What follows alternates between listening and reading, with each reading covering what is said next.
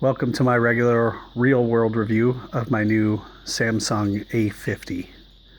So for those of you that are super tech-oriented, this is probably nothing for you, but being is that I am recording this on my tried and trusty Samsung Galaxy S5, which I replaced with this A50, you'll see the differences that I've encountered.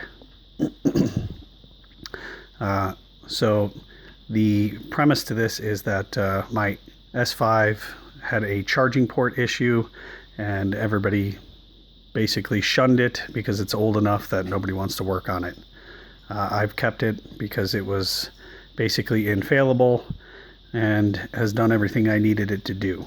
So when the charging port started to die, I had basically no option but let it do its 100% charging over 28 to 30 hours or replace the phone. That being said, let's take a look at what I got. So it's the Samsung Galaxy A50, which I was sold because it was a fairly cheap phone that supposedly came with a bunch of the stuff I needed and not all of the other stuff that I don't ever use. It was between this and the Note 9, but the Note 9 was considerably more expensive because they don't have the Note 10 out yet. So because of the time constraints, I chose this phone. Right out of the gate, you can see one of their big sales point is the iridescent back. Oh, did they love to tell me about that. It wants to shimmer and do all kinds of nice things over its black coating. It's got a fairly large screen. One camera on the screen, 3 cameras on the back. One of the updates that they did do is the charging port. I'm not sure what they call this new style of port as compared to the old micro USB port. Sorry, I am filming on a potato, aka S5, which does not want to autofocus. So here I'm going to give you the pitfall first. This is exactly what I was worried about when I bought this phone. I've had it less than 24 hours and you might be able to see it. I might have to get pretty close on it, but it's got a beautiful set of crack all the way across the screen. I'll light it up. And in the right light you can see I've got a nice crack here and there's some starring across here. So the perplexing part with that was that this thing has basically lived in my pocket or on my nightstand, as again I've only had it for about 24 hours. It hasn't taken a drop and I haven't smashed anything into it. I brought it back to Sprint to find out what was going on because actually they upsold me into this sweet thing, liquid glass screen protection, and I was under quite a bit of duress trying to figure out why I paid $50 for a screen protection system and had a phone that is basically telling me that you have to wrap it in pillows if you're going to use it. So I do like that it's sleek, but for some reason I think if I put a king-size pillow on it with some duct tape, it's probably not as discreet in my pocket. Sprint came back and actually had the audacity to tell me that phones just don't crack their own screens, which pretty much put me into a rage. But with some back and forth, Sprint is now telling me that they'll quote-unquote replace it for the price of a repair, which I guess underneath my plan is $29. We're still going to talk about that because when I bought the phone, they supposedly had the OtterBox protector, but it mysteriously wasn't there. The phone was also on back order because apparently it's only been available for about the last week, and who knows when I'll get the replacement in. Along with that, I guess we'll kind of get into some of the things that I think are a little nonsensical. By the way, this obviously does nothing for you in regards to crack prevention, as they probably correctly diagnosed this. You might be able to see this a little bit better. There we go. The crack is what we're all diagnosing as a pressure point, something pushed against it. I maybe pushed up against something while it was in my pocket and it decided to crack. So the screen protection kit isn't going to fix that. If you're going to use this, I would recommend that you have a very large, I guess, phone case, and probably get one of the glass screen protectors that sits over the top of it to maybe give you a little bit more durability. I myself suspect that Samsung wasn't really kind of smart about this particular glass setup, because my A5, or I'm sorry, my S5 that's in my hand right now has a crack that took about 5 years to get it, and it's not even close to the size and complexity of this crack. So I think their glass quality has gone down in durability, and the design where they're wrapping the screen around the curves of the glass to give you a larger appearing screen probably contributed to this. But enough about that. I just want everybody to have buyer beware.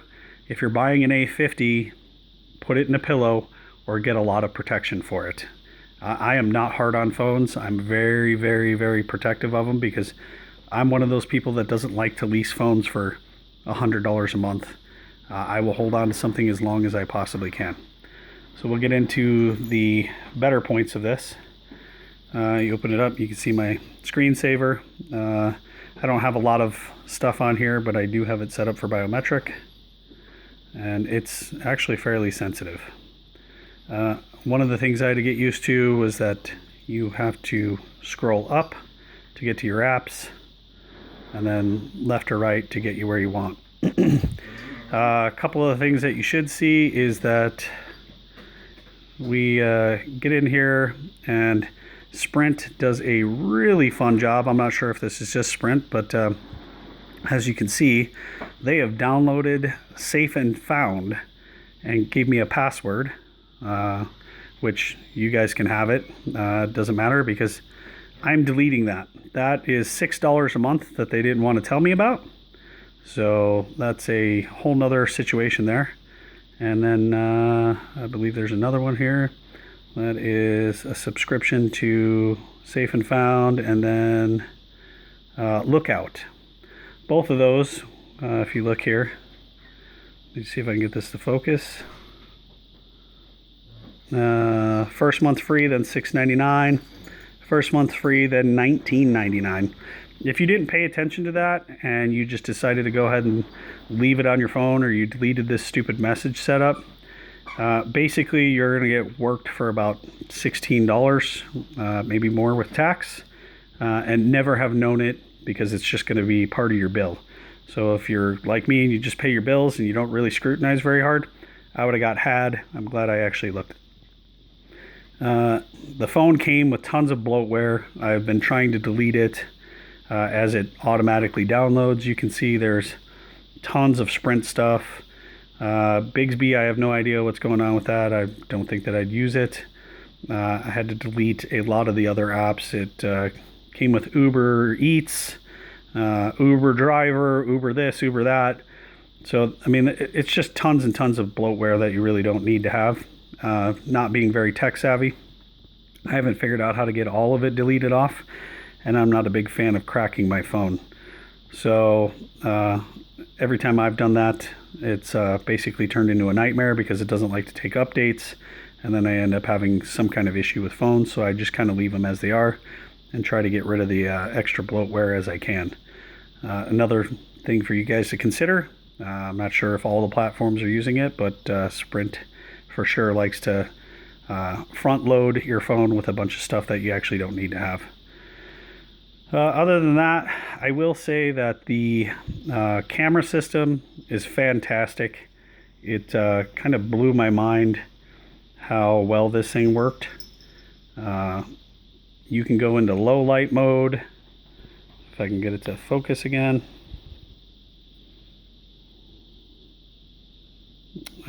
Anyways, my potato phone isn't going to focus, but You can choose low light, high light. You can change all those things. When we compared it to some of the other phone platforms, it actually does really well with low light. Whatever camera that they're using on it for kind of dark quality pictures was fairly impressive. It did the job. And let me see, now that I've got that kind of working.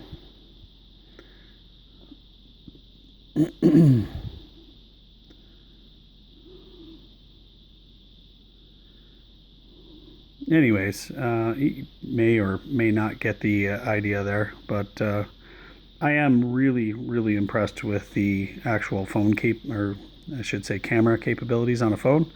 It's actually pretty good. Overall, if this damage seems to be one of those things that I'm going to be dealing with on a regular basis without having to get a cash carrier truck to transport it, I'm not sure what I'm going to do about it. It might be the phone that actually sends me over to Apple, and I have been anti-Apple as long as I can remember. I just don't like the platform, but I don't hear anybody complaining all that often about their Apple products. So as it stands right now, with the fact that this thing wants to crack almost immediately, and I think we can kind of get this thing to focus in a little bit better. You should be able to see it. Fairly amazing that I had this kind of drama with a phone that quickly. So there we go. You guys make the decision. I just thought I'd let you guys know what I experienced with this in 24 hours. And having, I guess, been a Samsung fanboy for the last 10, 12 years, this actually disappointed me. So I'll post an update. We'll see what Sprint does for me. But shame on you, Samsung. I don't know what you guys did with your glass or your case design, but this is actually pretty terrible. Not happy.